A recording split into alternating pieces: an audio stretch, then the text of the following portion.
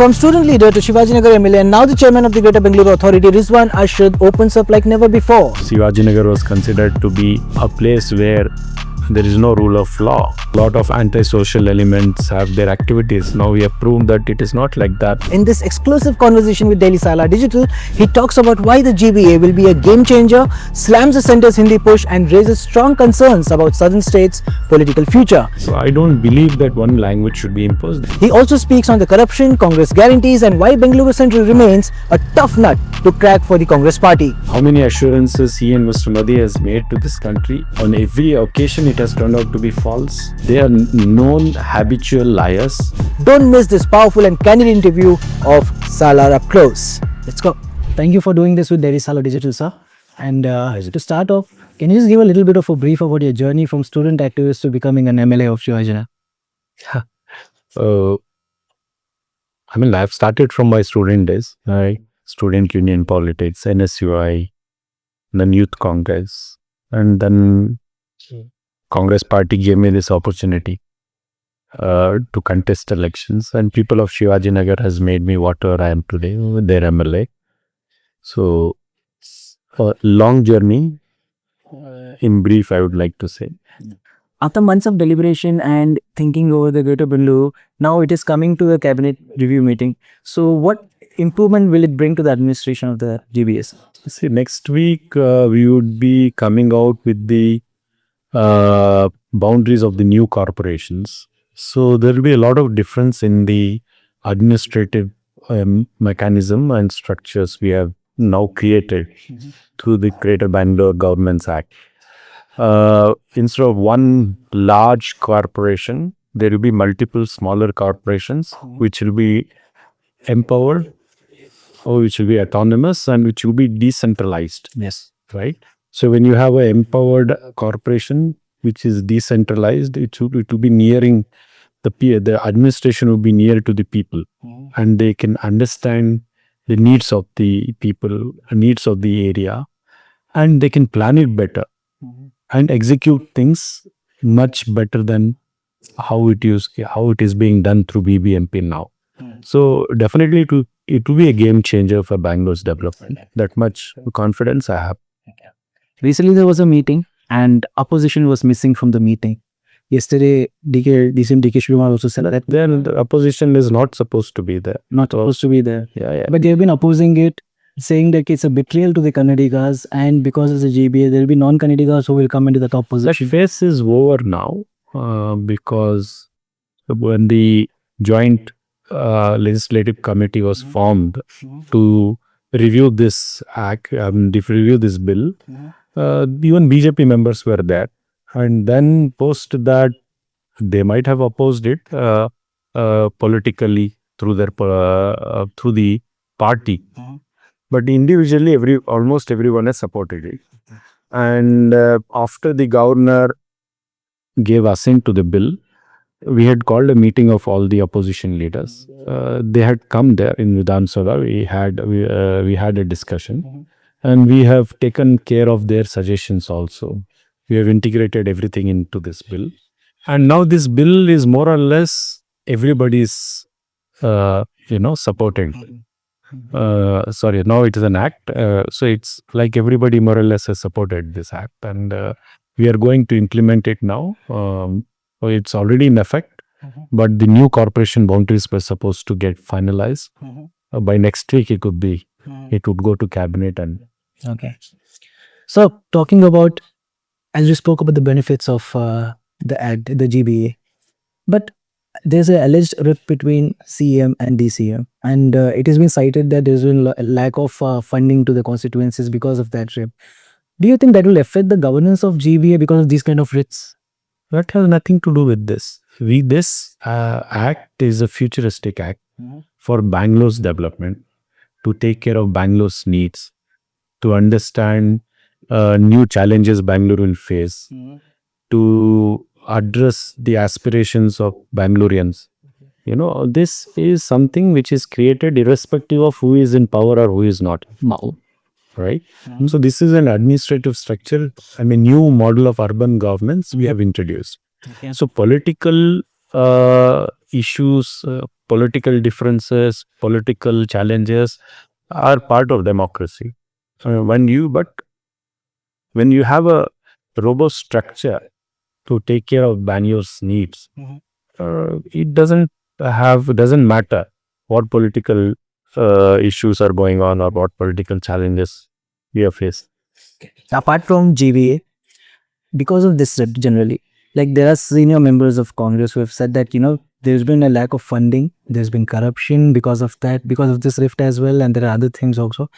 You being the MLA for Shivajinagar, did you also feel this kind of an issue where you had any lack of funds or anything as it for your constituency? No. Funds. I I don't have any scarcity of funds as such. Required fund is needed. You can't have more fund than your requirement. Whatever fund you get, you have to prioritize it when you identify the nature of work you want to take into the constituency. So yes, of course, guarantee schemes are taking a big chunk of the state's finances, but that is very important because of these guarantee schemes, people who are distressed by inflation, rising prices, joblessness, uh, rising petrol and diesel and gas, all these issues, uh, you know, uh, the lower middle class and the poor people, particularly below the poverty line segment, they are living in some kind of an edge which needs to be addressed. So Modi government has created a situation with such unscientifically imposed GSP, with their demonetization, their savings have gone. With inflation and rising prices, it has become difficult even for a person who earns 500 rupees daily to fulfill their family's needs. So at this juncture, we need to get in. We are giving guarantee schemes. Directly, we are transferring money in the hands of women, which is empowering them. We are giving them a free bus ride, which has empowered them to go out of the house and work somewhere, because they are also equal contributors to the economy. They need to go out and work. So, like that, we have done three other schemes, as you all know. I don't want to repeat. So, we are trying to empower the people, particularly who are in the down strata of the society, and they will not keep that money to themselves. They'll definitely come back and spend in the market to fulfill their needs.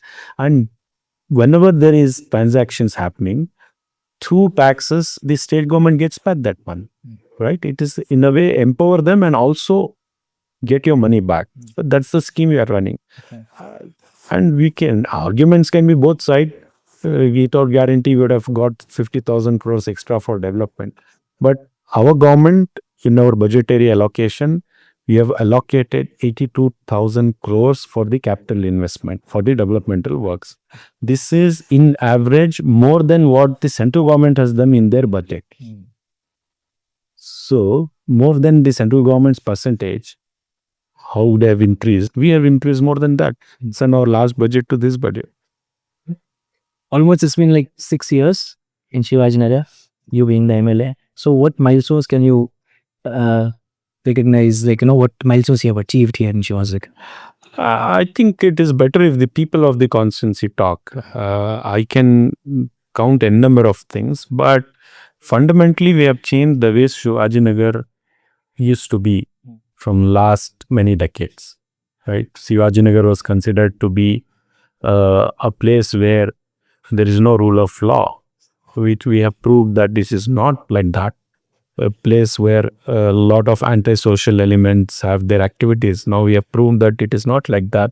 So it was considered to be an area without basic amenities, basic infrastructure, not the garbage disposal system, your drains, your roads, all these basic infrastructures, which were very essential to the people, were not up to that mark which it is supposed to be earlier. Now you can go and see our quality of infrastructure, water supply, sewage network, roads, footpaths, lights. Then beyond that, we have started working on our schools. Schools are being built. We are building a few colleges. We are building a girls degree college. We are building community halls. We are building sports centers. So sure, we have already established a super specialty hospital. We are constructing our maternity hospital, uh, primary health centers. So all these things are under progress now. So maybe another 1 or 2 years, Shivajinagar will have all the infrastructure necessary for any society to have. Okay. So all this good work that you spoke about, that happens when there's a lot of manpower on the ground level when the work happens. And recently it has been heard that you had a meeting with the Youth Congress office bearers on the basic level of working, how to start off. Can you just a little bit give an elaboration about what the meeting was about and how you had a word with the office bearers, sir? See, my way of functioning is I involve people around, particularly the youths and the women whenever we work, right? So the all this work is happening. Like for example, when we took up garbage disposal, zeroing on the black spots, eliminating black spots, setting up a garbage disposal mechanism, which was not there before I came. All that we involved people and did it. That is when we got successful. So the youth is the future. I have come through the youth congress. So the youth of today is the future leader of tomorrow, and we need to mold them and develop their leadership and personality through public service. So now a lot of work which needs to be done should be done through youths. That's what my intention is. I think we'll take up all e-katha, GAMS, and all the social service what do you say, schemes which needs to reach out to the people through the youth congress. So that's what I have called, and I had a discussion with them and we are giving them responsibilities on this. So once the GVA comes into effect, do you think there will be a lot of opportunity for the young and the women to get involved into the administrative? Of course, GBA will create more opportunities in the sense that when if you have 5 corporations, you'll have around 500 watts to contest. So it'll like half of them are reserved for women, and rest half is open, and a lot of youngsters will get an opportunity. Bangalore will see quite bright, young, enthusiastic people who will come win the elections and come and serve the public. That is what we wish. Coming to the elections, as you said, with every election comes promises and assurances. But do you think that, the young and the woman who wants to get into the electoral process there, somewhere money plays a very dirty role in sidelining things from the... Of course, elections have become expensive. Elections have become, sometimes it's difficult for people from common backgrounds to get into elections because they've become so expensive. A lot of money is needed to fight elections. But having said it, I will tell you one thing, that everything is not about money. If you have public support, you have a proper network, if your reputation and standing in the society is good, people will come out and vote irrespective of how much money you have spent or you have or you don't have. So money is a part of the total electioneering, but 80% depends on your relations with the people, what you stand for in public life, what is the issues you have taken up, what is your idea uh, to implement when you get elected. So if you are able to convince the people, then money hurdle can be overcome. Coming to the national issue, which is like recently there's been a lot of language, row and war and stuff and all that. You have been criticizing the imposition of Hindi by any NEP. So can you just elaborate how that will affect the Karnataka local languages? See, central government has always been pushing Hindi to be primary language and over all the other languages, right? But India as a country is very diverse culturally, uh, very different from north and south to east and west. Yet we are one. That's how our mantra of unity and diversity is always remembered by the world. If we try to impose one language over all other languages, one religion over all other religions, one culture over all other cultures, then it is detrimental on the unity of the country, right? So, no language is lesser than any language. For example, Kannada is a language which has thousands of years of history. Uh, we have a huge treasure of what do you say, literature, and we have won 8 Jnanapita awards. Recently, Banu Mushtaq won a Booker for us Kannadigas for her Heartland. And Kannada, Tamil, Telugu, Malayalam, Marathi, Punjabi, Bengali, you name the language and you tell me any language which is lesser than any. We should have celebrated all the languages. So unfortunately, BJP and uh, central government and RSS feels that only through Hindi we can get united. No, even before this, also we are united. With every different language we are still one. So we don't need a common language to unite us as Indians. Our roots as Indians are strong enough. Culturally, we are, or we might have different backgrounds, but emotionally we are all connected to each other. So I don't believe that one language should be imposed. That's why we have time and again opposed. Anybody can learn Hindi, anybody can learn Kannada, anybody can learn Bengali, Marathi, whomever they want, but you cannot impose. Apart from imposition also, like, in many of the speeches, Amit Shah has always stated that, post 2026 delimitation, on the pro rata basis, southern states don't have to worry about the delimitation process. But I've not understood how that will not affect the southern states. See, our concern is when the last delimitation was taken up in 1971, when there was a cap on delimiting constituencies, creating new constituencies based on populations.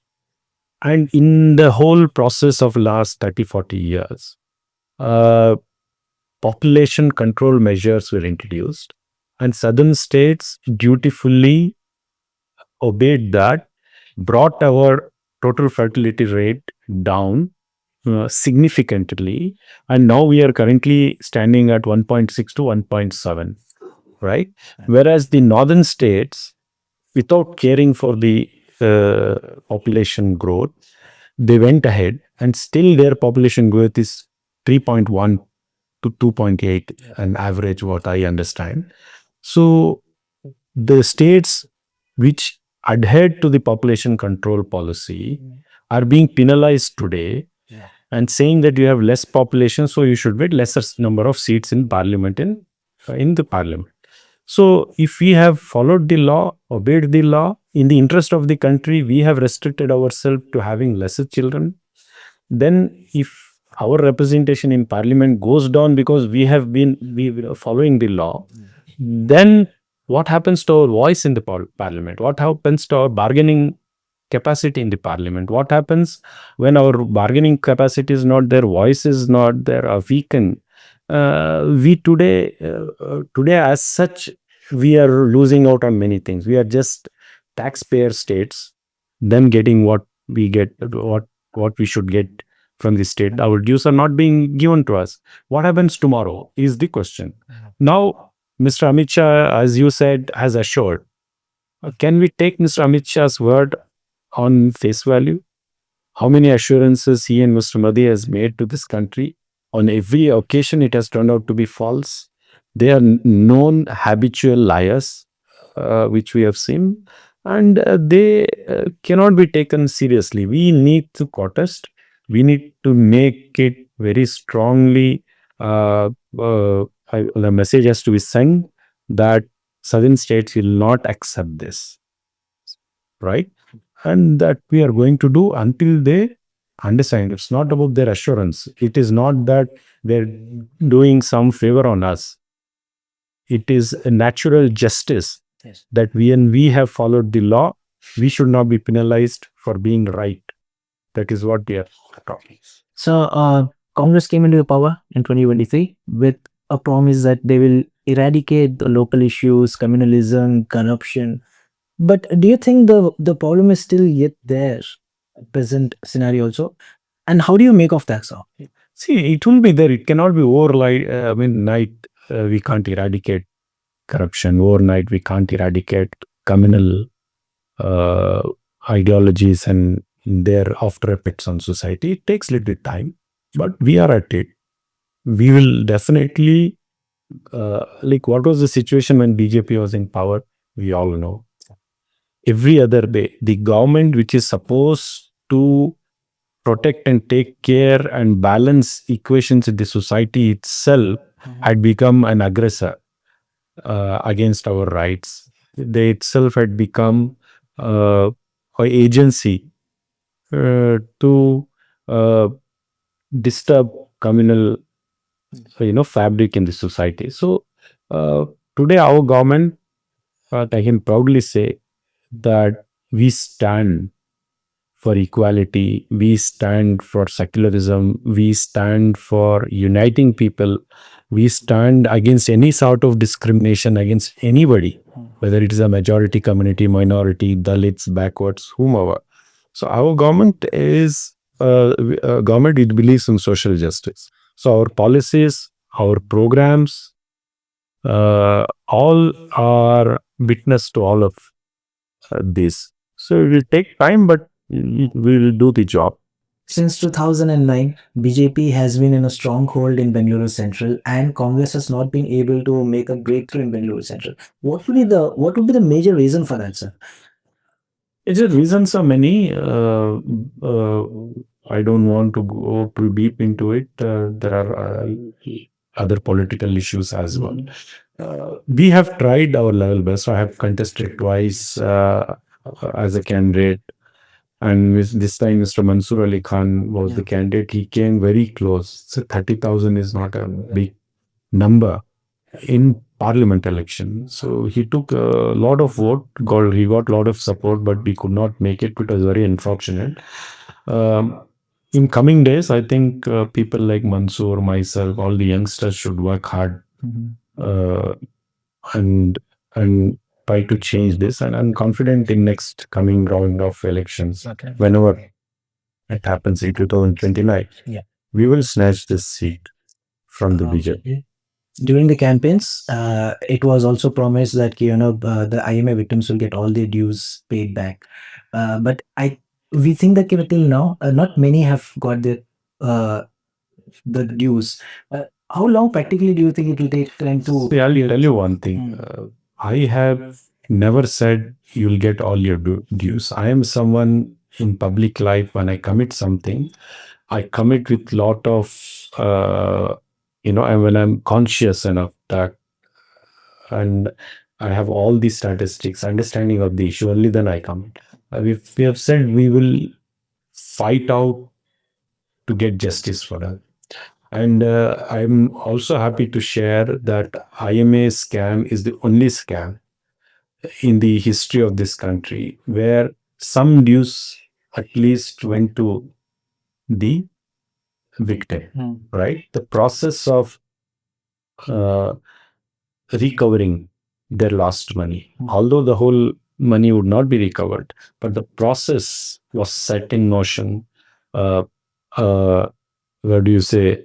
Competent authority was set up, SIT was set up, and competent authority, in a way, they seized the properties of the accused and the people who were running the company. With a lot of court battles, we were able to overcome that and we could auction a lot of things which were renewable and in nature and all. So more than 100 crores were paid to them. Now immovable properties will be auctioned. So we have got now go ahead from the court to auction, but whatever money is being paid back is not the decision of the competent authority, but by the formula approved by the court, right? So whatever the code approves, we have to do that. So I'm proud to say that because of IMA, today every other financial schemes which are where people have been defrauded, whether it is Ambident, whether it is some ALA or a lot of other schemes also, uh, everybody's recovery process is happening, right? So I'm following it up, and I'm sure they will not get the full due. Whatever little gets, it's a message to the people who want to run these kind of Ponzi companies, scheme and defraud people, that they will not be left. The law will catch up with them, and there will be accountability. And for the victims, the hope is still alive. Of course, now these immovable properties have to be auctioned, and whatever money comes from there, it will be given back to the victims. So before wrapping up the interview, coming from your starting point where you started as a student activist and now you're the MLA, what is next, sir? What is next for you? I don't know. I have never planned my life. My journey has always been at the mercy of Allah. Live in the moment. I live in the moment. Whatever responsibility I get, I try to fulfill it with utmost sincerity. So whatever position I'm working in. So I'm an MLA today, and my job is to, be sincere and work towards my constituency. Also, as a member of the Legislative Assembly, in the Assembly, I have raised all the relevant issues concerning the state, concerning the country, concerning the community, my community, as well as other marginalized communities. So I have been able to do that in the Assembly. Whatever the future holds, I don't know. The nature will decide. Thank you for doing this with us, sir. And it was really great to do. Thank you.